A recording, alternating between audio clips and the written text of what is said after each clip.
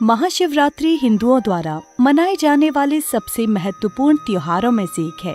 कई लोगों का मानना है कि शिवरात्रि की रात भगवान शिव अपना स्वर्गीय नृत्य करते हैं। क्या आप जानते हैं कि असल में शिवरात्रि क्यों मनाते हैं? चलिए आज के इस वीडियो में हम इस रहस्य से पर्दा उठाते हैं।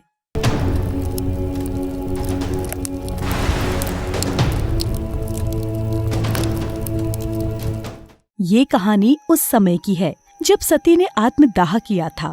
उस समय भगवान शिव काफी निराशा और अवसाद की स्थिति में चले गए थे। इस स्थिति में वो कई दिनों तक जंगलों और पहाड़ों में भटकते रहे। हालांकि बाद में वो शांति प्राप्त करने कैलाश पर्वत पर लौट आए। उसी दौरान तारकासुर नाम का एक अत्याचारी राक्षस था। वो इस बात को जानता था कि भगवान शिव ने सती के शोक में कैलाश को त्याग दिया है और अब उनकी गृहस्थी संभव नहीं है। इस स्थिति का लाभ उठाते हुए राक्षस तारकासुर ब्रह्मांड के सर्वशक्तिमान निर्माता भगवान ब्रह्मा की तपस्या करने लगा। जब भगवान ब्रह्मा प्रकट हुए तो उसने एक वरदान मांगा कि उसकी मृत्यु केवल भगवान शिव के पुत्र द्वारा ही हो सके। भगवान ब्रह्मा ने राक्षस तारकासुर को वो वरदान दे दिया और वहाँ से चले गए। अब तारकासुर को ये विश्वास हो गया था कि वो अमर है, इसलिए उसने अपनी शक्ति से विश्व को आतंकित करना शुरू कर दिया। उस समय राजा हिमवंत अपनी पत्नी मेनावती के साथ हिमालय में रहते थे।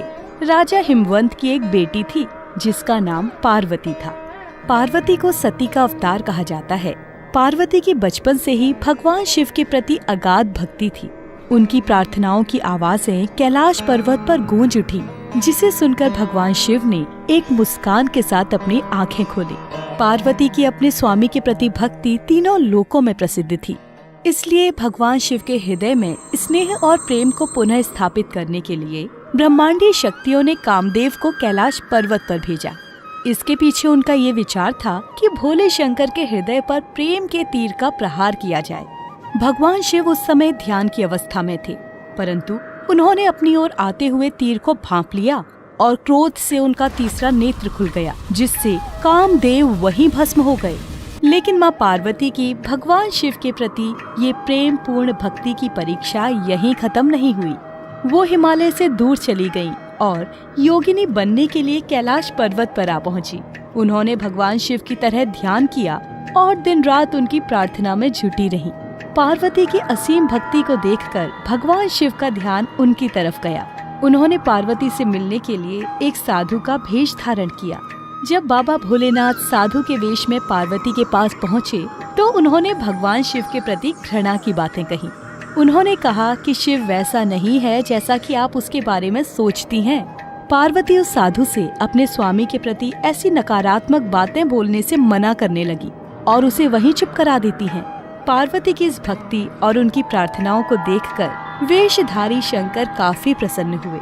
इसके बाद भगवान शिव ने देवी पार्वती को अपनी पत्नी के रूप में स्वीकार किया और कुछ पंक्तियां सुनाई।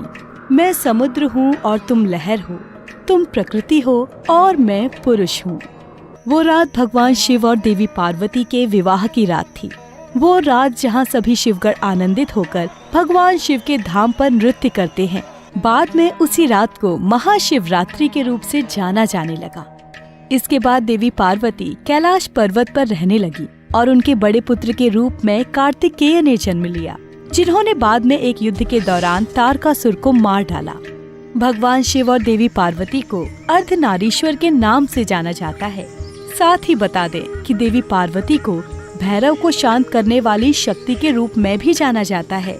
दुनिया भर में लोग शिवरात्रि के दिन उपवास रखते हैं और सर्वशक्तिमान शंकर की प्रार्थना करने के लिए पूरी रात जागते रहते हैं।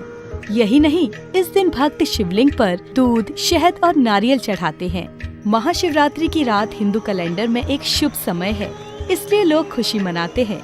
आशा है कि आपको महाशिवरात्रि की ये कहानी पसंद आई होगी। कृपया वीडियो को अपने परिवार और दोस्तों के साथ साझा करें और अगली वीडियो आने तक ओम नमः शिवाय जपते रहें।